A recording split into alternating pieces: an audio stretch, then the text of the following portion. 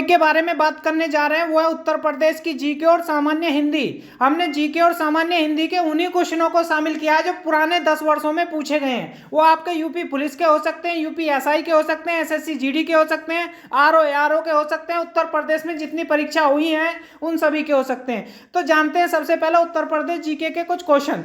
तो हमने जितने भी क्वेश्चन लिए वो क्विज क्वेश्चन लिए, ऑब्जेक्टिव टाइप क्वेश्चन लिए। जैसे आपके सामने स्क्रीन पे क्वेश्चन दिखाई दे रहा है, उत्तर प्रदेश में विंध्याचल का मंदिर कहाँ है। एक बार नहीं 1000 बार पेपर में क्वेश्चन पूछा गया, यूपीएसआई में भी पिछले बार पूछा गया था। तो इसका आंसर जो आएगा भैया वो आएगा आपका मिर्जापुर। कहां पर आएगा? मिर्जापुर। जैसे देखिए हमने अगला क्वेश्चन लिया। अगला क्वेश्चन है क्षेत्रफल की दृष्टि से उत्तर प्रदेश का सबसे बड़ा जिला कौन सा। तो क्षेत्रफल की दृष्टि से उत्तर प्रदेश का सबसे बड़ा जो जिला वो है हमारा लखीमपुर खीरी। और सबसे छोटा जिला पूछा जाए तो वो हापुड़ आता है या संत कबीर नगर आता है। यदि ऑप्शन में जो सा भी है वो चल जाएगा। अगला क्वेश्चन देखिए, उत्तर प्रदेश राज्य में हिंदी के अलावा कौन सी भाषा बोली जाती है। तो उत्तर प्रदेश में हिंदी के अलावा ये सारी भाषाएं बोली जाती है। पंजाबी भी बोली जाती है, उर्दू भी बोली जाती है और बांग्ला भी बोली जाती है। तो ये पूछा जाएगा उत्तर प्रदेश में हिंदी के बाद दूसरी कौन सी भाषा को मान्यता प्राप्त है। तो उसका आंसर आएगा भैया आपका उर्दू। दोनों क्वेश्चन अलग अलग है, कौन सी भाषा बोली जाती है। तो इसका आंसर था तीनों बोली जाती हैं। और किस भाषा को मान्यता प्राप्त है तो आएगा उर्दू। अगला क्वेश्चन देखिए, अगला क्वेश्चन दिया हुआ उत्तर प्रदेश राज्य में पुरातन काल में किस नाम से जाना जाता था। तो इसे कहा जाता था भैया उत्तर प्रदेश को पुरातन काल में मध्य देश के नाम से भी जाना जाता था। देखिए अगला क्वेश्चन दिया हुआ है, भारत सरकार ने जिन सिंगों की आकृति को राज्य चिन्ह बनाया है उत्तर प्रदेश राज्य में कहाँ स्थित है। तो भैया अशोक चक्र कहाँ पर है हमारा? सारनाथ में। तो इसका आंसर क्या आएगा? Option number B. कहाँ आएगा? सारनाथ। अगला क्वेश्चन देखिए, 1942 में भारत छोड़ो आंदोलन के दौरान बलिया में नेतृत्व स्थानीय सरकार की स्थापना की गई थी। इसका मतलब ये 1857 का जो विद्रोह हुआ था वहां से बलिया से नेतृत्व किसने किया था। तो इसका आंसर है भैया जीतू पांडे। बहुत आता है। बलिया से किसने किया था? जीतू पांडे ने किया था। कानपुर से नाना साहब ने किया था। लखनऊ से बेगम हजरत महल ने किया था। तो ये क्वेश्चन पूछे जाते रहते हैं, ठीक है भैया। तो लखनऊ से भी पूछा जाता बेगम हजरत महल, कानपुर से नाना साहब ने, इलाहाबाद से लियाकत अली ने और बलिया से जीतू पांडे ने। तो ये आप याद कर लीजिए, पेपर में क्वेश्चन जरूर आएगा यहां से। करो या मरो का नारा किससे संबंधित है। तो किस आंदोलन में करो या मरो का नारा दिया गया था? भारत छोड़ो आंदोलन में। किसने दिया था? गांधी जी ने दिया था। अगला क्वेश्चन देखिए, अगला क्वेश्चन दिया उत्तर प्रदेश राज्य में पंचायती राज प्रणाली कब लागू हुई थी। तो पूरे देश में ये पूछा जाए सबसे पहले कहाँ लागू हुई तो राजस्थान के नागौर जिले में हुई थी। और कब हुई थी? 1959 में। वहां 2 अक्टूबर 1959 को हुई थी और यहाँ पर हुई थी नवंबर 1959। तो इसका आंसर क्या आएगा? ऑप्शन नंबर सी आएगा। कब लागू हुई थी? 1959 में। अगला क्वेश्चन देखिए, किस शहर को विधवाओं का शहर कहा जाता? बहुत ही इंपॉर्टेंट क्वेश्चन, लिख लीजिए, पेपर में आने के चांस है। तो विधवाओं का शहर किसे कहा जाता है? ये कहा जाता है आपका वृंदावन। उत्तर प्रदेश के किस शहर को विधवाओं का शहर कहा जाता है? तो इसका आंसर आएगा वृंदावन। अगला क्वेश्चन देखिए, उत्तर प्रदेश में रामसर स्थलों की संख्या कितनी है। तो वर्तमान में उत्तर प्रदेश में रामसर स्थलों की संख्या 10। पहले पे सर्वाधिक रामसर स्थल वाला राज्य पूछा जाएगा तो तमिलनाडु, और दूसरे पे उत्तर प्रदेश आता है। कितने रामसर स्थल है? 10। अगला क्वेश्चन देखिए, उत्तर प्रदेश में रामसर स्थलों की संख्या कितनी है? क्वेश्चन हम एक बार ले चुके हैं। तो इसका आंसर क्या था? 10 था। अगला क्वेश्चन, ताजमहल को कब यूनेस्को की सूची में शामिल किया गया। तो ये क्वेश्चन बहुत आते हैं। यूपीएसआई में पूछा गया था कि जो आगरा का लाल किला उसे यूनेस्को की सूची में कब शामिल किया गया। तो यहाँ क्या पूछा गया? ताजमहल को। तो ताजमहल को शामिल किया गया था आपका 1983 में। याद कर लीजिए, काफी इंपॉर्टेंट क्वेश्चन है। अगला क्वेश्चन, अवध का अंतिम नवाब कौन था। तो अवध का जो अंतिम नवाब था उसका नाम था वाजिद अली शाह। अवध का जो अंतिम नवाब था उसका नाम था वाजिद अली शाह। अगला क्वेश्चन देखिए, किस मुगल सम्राट को आगरा के चौकोर फारसी शैली के बगीचों की अवधारणा पेश की थी। तो ये पूछा जाता आगरा में जो बगीचे बनवाए थे, बाग बगीचे किसने बनवाए थे। तो एक कहानी आती है, मुगल एक शासक था बाबर। बाबर ने जब युद्ध लड़ना छोड़ दिया था तो आराम करने के लिए आगरा में एक आराम बाग बनवाया था। तो उसी के बारे में क्वेश्चन पूछा गया। तो ये किसने बनवाया था भैया? ये बनवाया था आपका बाबर ने। तो इसका आंसर क्या आएगा? बाबर। इसके बाद पेपर में क्वेश्चन पूछा जाता किस वर्ष संयुक्त प्रांत की राजधानी इलाहाबाद से लखनऊ बनाई गई थी। तो उत्तर प्रदेश की पहले राजधानी इलाहाबाद थी और इलाहाबाद से लखनऊ कब बनाई गई थी, तो 1920 में। याद कर लीजिए, काफी इंपॉर्टेंट क्वेश्चन है, ये भी पूछा जाएगा। उत्तर प्रदेश की पहले राजधानी कहाँ थी? इलाहाबाद। वर्तमान में कहाँ है? लखनऊ। कब बनाई गई थी? लखनऊ 1920। बंदी जीवन पुस्तक का लेखक कौन है? तो बंदी जीवन पुस्तक का लेखक है सचिंद्र सन्याल। बहुत इंपॉर्टेंट क्वेश्चन है, बढ़िया क्वेश्चन है, पूछा हुआ। जौनपुर शहर की स्थापना किसके द्वारा की गई थी? तो ये की थी भैया फिरोज शाह तुगलक ने। जौनपुर क्वेश्चन के ऊपर बहुत सारे, जौनपुर शहर के ऊपर बहुत सारे क्वेश्चन आते हैं। पूर्व का सिराज किसे कहा जाता है? जौनपुर को। जौनपुर शहर किस नदी के किनारे है? तो ऐसे करके बहुत सारे क्वेश्चन आते हैं, ठीक है। अगला क्वेश्चन देखिए, अगला क्वेश्चन दिया हो, उत्तर प्रदेश में सबसे ऊंचा बांध कौन सा? तो उत्तर प्रदेश में सबसे ऊंचा बांध पूछा जाए तो उसका नाम है रामगंगा बांध। कौन सा भैया? और रामगंगा बांध। निम्नलिखित में से कौन सा राज्य का लोकगीत नहीं है? तो उत्तर प्रदेश का लोकगीत है विरहा, आला, रसिया और कजरी। विरहा भी दे रखा, आला नहीं दे रखा, कजरी दे रखा, रसिया दे रखा, तो ये इसका लोक नृत्य नहीं है। अगला क्वेश्चन देखिए, अगला दे रखा हिंदी के अलावा उत्तर प्रदेश में किस अन्य कौन सी भाषा है? तो ये भाषा के बारे में मान्यता प्राप्त पूछी गई है। बोली अलग होता है, भाषा अलग होती है। तो भाषा पूछा जाएगा तो कौन सी है भैया? आपकी उर्दू, ठीक है। अगला क्वेश्चन, फतेहपुर सीकरी शहर का निर्माण किस मुगल सम्राट ने करवाया था? तो ये करवाया था भैया फतेहपुर सीकरी, किसने बसाया था? अकबर ने। तो अकबर के ऊपर एक कहानी आती है कि अकबर को जब कोई संतान नहीं थी तो फतेहपुर सीकरी में एक संत रहते थे, उनका नाम क्या था? उनकी वहाँ पे दरगाह भी है, शेख सलीम चिश्ती। तो उन्हीं के आशीर्वाद से अकबर को क्या हुई थी? पुत्र की प्राप्ति हुई थी। तो उसी से खुश होकर अकबर ने वहाँ पर फतेहपुर सीकरी शहर बसा दिया था। अगला क्वेश्चन देखिए, अगला क्वेश्चन दिया हुआ है ध्यानचंद की स्मृति में किस दिन राष्ट्रीय खेल दिवस मनाया जाता है? तो खेल दिवस मनाया जाता है आपका 29 अगस्त को। बहुत ही बढ़िया क्वेश्चन है, पेपर में बहुत बार पूछा हुआ क्वेश्चन है। तो इसमें गोविंद बल्लभ पंत किस वर्ष भारत रत्न मिला था? तो बहुत अच्छा क्वेश्चन है। अब ये क्यों आता? क्योंकि गोविंद बल्लभ पंत जो थे वो उत्तर प्रदेश के पहले क्या बने थे? मुख्यमंत्री। यूपी के पहले मुख्यमंत्री कौन थे? गोविंद बल्लभ पंत। तो इन्हें जो भारत रत्न मिला था भैया वो मिला था 1957 में। अगला क्वेश्चन, इलाहाबाद का उच्च न्यायालय के पहले मुख्य न्यायाधीश। बहुत ही इंपॉर्टेंट क्वेश्चन है, बढ़िया क्वेश्चन है। उनका नाम था Shah Mohammad Sulemani. Option number D आएगा। अगला क्वेश्चन देखिए, इलाहाबाद उच्च न्यायालय की स्थापना कब हुई थी? वैसे इसमें ऑप्शन गलत दे रखा, 64 की जगह कितना आएगा? 1866 में इलाहाबाद उच्च न्यायालय की स्थापना हुई थी। ये पूछा जाएगा किस हाई कोर्ट में सर्वाधिक न्यायाधीश है? तो वो भी हमारा इलाहाबाद है, ठीक है। अगला क्वेश्चन, उत्तर प्रदेश का राजकीय पुष्प क्या है? तो ये पिलास भी आ सकता है, दूसरा क्या आ सकता है? ब्रह्म कलश। तो इसके दो नाम है, ब्रह्म कलश या पलास। कहाँ का? उत्तर प्रदेश का राजकीय क्या है? पुष्प है। अगला क्वेश्चन, बनारस हिंदू विश्वविद्यालय की स्थापना किस वर्ष की गई? तो मदन मोहन मालवीय ने कब की थी? 1916 में। तो बनारस, इसे शॉर्ट में कहा जाता BHU, बनारस हिंदू यूनिवर्सिटी, ठीक है। अगला क्वेश्चन, भारत में प्रथम कृषि विश्वविद्यालय की स्थापना कहाँ की गई? तो ये की गई थी भैया पंतनगर। वर्तमान में कहाँ पड़ता? उत्तराखंड में। पहले कहाँ था? उत्तर प्रदेश में। अगला क्वेश्चन, लाल मिट्टी कहाँ पाई जाती है? तो बहुत इंपॉर्टेंट क्वेश्चन है, पेपर में बहुत बार आता है। तो लाल मिट्टी पाई जाती है आपकी मिर्जापुर और झांसी में। अगला क्वेश्चन देखिए, अगला क्वेश्चन दिया हुआ तीर्थों का राजा किसे कहा जाता है? तो पेपर में कई बार पूछा हुआ है।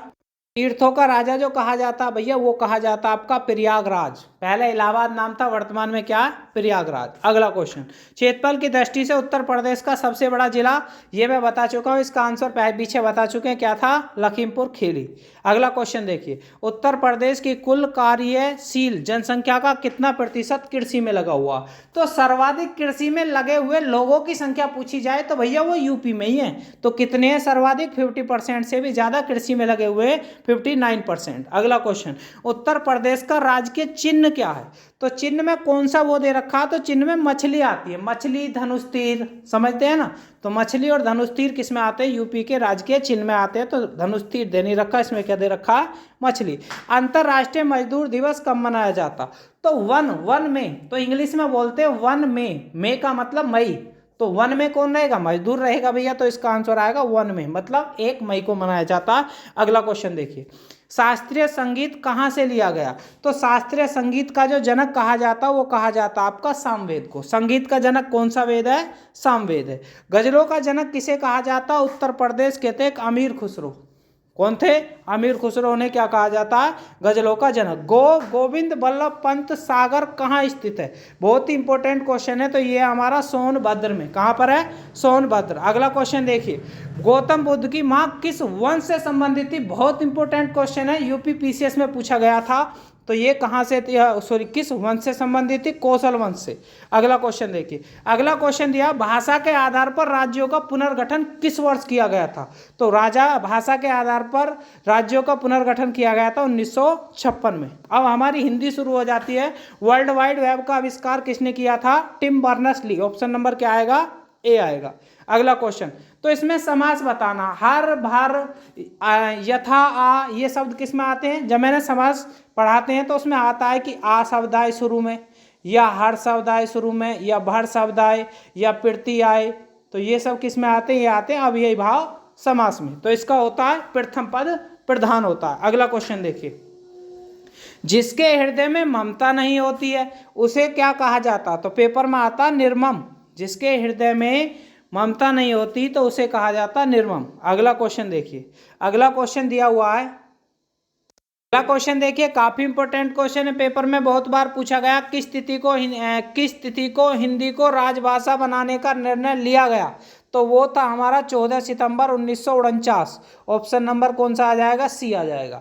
अगला क्वेश्चन देखिए, अगला क्वेश्चन दिया, विश्व हिंदी दिवस किस तिथि को मनाया जाता हो, तो विश्व हिंदी दिवस पूछा जाए तो भैया 10 जनवरी को, और राष्ट्रीय हिंदी दिवस पूछा जाए तो 14 सितंबर को। बहुत ही इंपॉर्टेंट क्वेश्चन है, दोनों में कंफ्यूजन रहती है, क्लियर कर लीजिए। ये राष्ट्रीय वाला जो मैंने लिख रखा मार्कर से, राष्ट्रीय हिंदी दिवस 14 सितंबर और विश्व हिंदी दिवस 10 जनवरी। दोनों क्वेश्चन पेपर में एक बार नहीं 1000 बार पूछे गए। 12वां विश्व हिंदी सम्मेलन सन 2023 में कहाँ हुआ, बहुत बढ़िया क्वेश्चन है, आने के 100% चांस है। तो 12वां राष्ट्रीय हिंदी 12वां जो विश्व हिंदी सम्मेलन हुआ था सन 2023 में, किस देश में हुआ था, फिजी। फिजी की राजधानी कहाँ पर हुआ था, सुवा।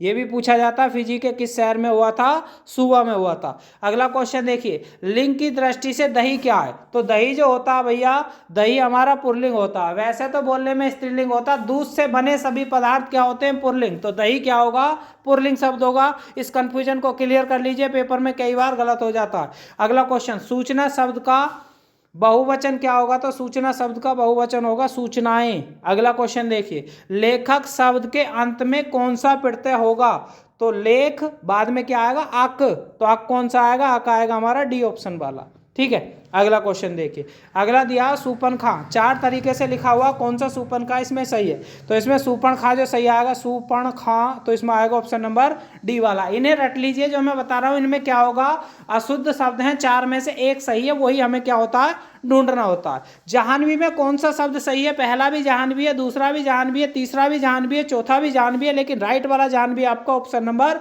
सी। पेपर में एक बार नहीं 1000 बार पूछा गया। देखिए, फागुन में कौन सा सही है, पेपर में बहुत बार आता है, पहला भी फाल्गुन लिखा हुआ, दूसरा भी फाल्गुन लिखा हुआ है, तीसरा भी फाल्गुन लिखा हुआ और चौथा भी फाल्गुन लिखा हुआ। पहले और दूसरे में अंतर क्या, देखिए, फै में आ, फै के बाद आधा लय इसमें भी है, गै इसमें भी है। पहले और दूसरे तो सेम है, क्योंकि ये ही दोनों सही हैं, तो पहला और दूसरा कैसा, सेम लिखा हुआ, फाल्गुन फाल्गुन, तो इनमें कौन सा सही आएगा, पहला दूसरा सेम लिखा हुआ, तो इसका आंसर यही आएगा। ठीक है, अगला क्वेश्चन देखिए, अगला क्वेश्चन दिया, आप इसमें क्या बताना है, इसमें भी सही शब्द बताना। तो पहला लिखा आप आपके घर जाएं, तो वैसे ही गलत है, आप अपने घर जाएं ऐसा शब्द तो होता, पर आप आपके घर जाएं ऐसा कोई शब्द नहीं होता। आप ही आपके घर जाएं, तो ये भी गलत हो गया।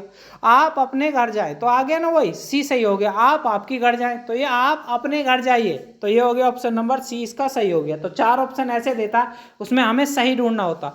अदगल गगरी फैलत जाए, लुढ़कत जाए, उछलत जाए, छलकत जाए, तो अदगल गगरी छलकत जाए, ये हमने एक दोहा सुना है, तो उसी को इसने पूरा करवाया, तो इसका आएगा छलकत। ये पेपर में यूपीएसआई में क्वेश्चन पूछा हुआ है। अगला क्वेश्चन देखिए, की दाढ़ी में तिनका, तो किसकी दाढ़ी में तिनका, पंडित की में, राजा की में, साधु की में, चोर की में। तो भैया ऐसे जो क्वेश्चन है दोहे पर आधारित होते हैं, तो चोर की दाढ़ी में तिनका, तो इसका आएगा चोर। अगला क्वेश्चन देखिए, तू डाल डाल डैश पात पात, तो वह, हम या सब या एक, तो तू डाल डाल हम पात पात, तो इसका आएगा ऑप्शन नंबर बी। तो वैसे ये आता तू डाल डाल मैं पात पात, मैं तो है नहीं, तो इसमें क्या शब्द यूज होगा, हम होगा। अगला क्वेश्चन देखिए, नीर का पर्यायवाची शब्द है, तो नीर का इसमें दे रखा, नीर किसका पर्यायवाची होता है, जल का होता है। आकाश अलग है, पृथ्वी अलग है और वायु भी अलग है, आसानी से इसमें पहचान हो जाएगी। विपिन जो होता है भैया जंगल का पर्यायवाची शब्द होता है, तो इसमें यही पूछा विपिन का पर्यायवाची क्या होगा, जंगल इसमें देने रखा, वन दे रखा, तो ये भी सही माना जाएगा। जंगल या वन एक ही बात होती है। असुर होता है, राक्षस का शिव अलग हो गया, अमृत हो गया, अमृत का ही, ठीक है। अगला क्वेश्चन देखिए, जानने की इच्छा को क्या कहा जाता है, जो जानने की इच्छा रखता है भैया उसे जिज्ञासु कहा जाता है। अगला क्वेश्चन देखिए, पेपर में बहुत बार पूछे हुए क्वेश्चन, इन्हें रट लीजिए, यदि आप रट लेते हैं तो पेपर में बहुत कम गलत होने के चांस रहते। रात को न दिखाई दे उसे कौन सा रोग होता है, तो भैया रतौंधी रोग, जो विटामिन ए की कमी से होता है, पेपर में पूछा जाता है विटामिन ए की कमी से कौन सा रोग होता है, रतौंधी रोग होता है। अगला क्वेश्चन, जहां पहुंचना कठिन हो तो उसे क्या कहा जाएगा, तो वो होता है दुर्गम। जहां पहुंचना कठिन हो तो क्या कहलाएगा, दुर्गम। अगला क्वेश्चन देखिए, आंखों का तारा होना, इसका मतलब होता है बहुत प्यारा होना, तो इसमें दुश्मन है, प्रिय होना है, मित्र होना है, मित्र नहीं होना, तो इसका आएगा ऑप्शन नंबर बी। अगला क्वेश्चन देखिए, छाती, छाती पर मूंग डालना, इसका मतलब क्या है, मूंग की दाल बनाना, अधिक परेशान करना, दाल में मूंग डालना या मूंग साफ करना। तो छाती पर मूंग डालने का मतलब है, वैसे इसका सही अर्थ आता पास रहकर परेशान करना, तो इसका मतलब आएगा अधिक परेशान करना, ऑप्शन नंबर बी आएगा। अगला क्वेश्चन देखिए, अगला दिया हो गागर में सागर भरना, तो गागर में सागर का जनरली अर्थ क्या होता है, ये होता है कि छोटी सी बात में ही बड़ी बात कह देना। तो अब ऐसे करके हमें ढूंढना पड़ेगा, थोड़े कार्य को बहुत बड़ा बताकर करना गलत हो गया, जरूरत से ज्यादा खाना गलत हो गया, छोटे पात्र में अधिक जल संग्रहण करना ये भी गलत हो गया, थोड़े शब्दों में बड़े भाव का विचार प्रकट करना, तो ये वही बात होगी, ऑप्शन नंबर डी। अगला क्वेश्चन देखिए, धोबी का कुत्ता घर का रहा ना घाट का, तो पेपर में बहुत आता है, तो इसका मतलब आदमी किधर का भी नहीं रहना, तो ऑप्शन के हिसाब से हम देखते हैं पहला, अतिशय लाभ की स्थिति में होना, कठिन कार्य को संपन्न करने वाला, निकृष्ट व्यक्ति को कहीं भी आदर नहीं मिलता, विपरीत परिस्थिति झेलने वाला। तो इसका मतलब ये धोबी का कुत्ता घर का ना घाट का, तो इसका मतलब बैठेगा भैया हमारा के अनुसार, हमारा इसमें जो सही है वो बैठेगा हमारा ऑप्शन नंबर सी, निकृष्ट व्यक्ति को कहीं भी आदर नहीं मिलता, किधर का भी नहीं रहता। अगला क्वेश्चन देखिए, अगला दिया काला अक्षर भैंस बराबर, इसका मतलब बिल्कुल अनपढ़ व्यक्ति, अनपढ़ व अशिक्षित व्यक्ति, काले अक्षर को महत्व देना, काला अक्षर लाभदायक मानना या ना समझ होना, तो इसका सही आंसर क्या आएगा, अनपढ़ व अशिक्षित व्यक्ति, इसका मतलब होता काला अक्षर भैंस बराबर। 4 दिन की चांदनी और फिर अंधेरी रात, थोड़े दिन का सुख होना बिल्कुल सही है, पहला ही सही आ गया। बाकी भी 4 ऑप्शन पढ़ लेते हैं, चांदनी रात अच्छी लगती है, गलत हो गया, आसमान में चांद खिला, गलत हो गया, तारे टिमटिमाना, तो इसका हो गया ऑप्शन नंबर ए, थोड़े दिन का सुख होना उसे कहा जाता है 4 दिन की चांदनी और फिर अंधेरी रात। अपना हाथ जगन्नाथ, इसका मतलब क्या होता, अपनी सामर्थ्य पर दृढ़ विश्वास होना, ईश्वर का ही सहारा होना, हस्तरेखाओं को भविष्य बांचना या जगन्नाथ की सहायता से याचना करना, तो इसका मतलब ये होता अपनी सामर्थ्य पर दृढ़ विश्वास होना, इसे कहा जाता अपना हाथ जगन्नाथ। अगला क्वेश्चन देखिए, अगला दिया आंख का अंधा नाम का नैनसुख, इसका मतलब जनरली अर्थ क्या होता है, ये होता कि नाम के अनुसार व्यक्ति का ना होना, माना किसी का नाम मैक्सिंगर आती है बदबू, तो इसका मतलब वो भी अपने नाम के अनुसार नहीं है। तो अब ऑप्शन पढ़ते हैं, एक ही व्यक्ति के कई अवगुण होना, केवल नाम अच्छा होने से व्यक्ति अच्छा नहीं होता, गुण के विपरीत नाम, आंख न होने पर भी सुखी, तो इसका आएगा गुण के विपरीत नाम, तो इसका आएगा आंख का अंधा नाम का नैनसुख, ऑप्शन नंबर सी। अगला क्वेश्चन देखिए, एक तो चोरी दूसरा सीना चोरी, तो देखिए इसका मतलब क्या होगा, अपराध करके छिपाना, अपराधी होकर उल्टे अकड़ दिखाना, अपराध करके साफ मुकर जाना, अपराध करके उसे ही गलत न मानना, तो इसका मतलब है एक तो चोरी और दूसरा सीना चोरी, इसका मतलब होगा भैया अपराधी होकर उल्टे अकड़ दिखाना, तो ऑप्शन नंबर क्या बैठेगा, बी बैठेगा। तो जितने भी मैंने इसमें क्वेश्चन लिए काफी अति महत्वपूर्ण क्वेश्चन थे। अगला क्वेश्चन देखिए, उत्तर प्रदेश का ये दिया हुआ है, इस क्वेश्चन का आंसर निकालकर आपको कमेंट करना है। क्वेश्चन पढ़ के बता देता हूं मैं क्या है, उत्तर प्रदेश में निम्नलिखित में से किस जनजाति की संख्या सर्वाधिक है, ठीक है, तो आपको इसका क्वेश्चन निकालकर आंसर कमेंट करना है। जिन लोगों ने चैनल को सब्सक्राइब नहीं किया वो चैनल को सब्सक्राइब कर लें। आने वाले समय में हमारी क्लास ऑनलाइन भी की जाएंगी।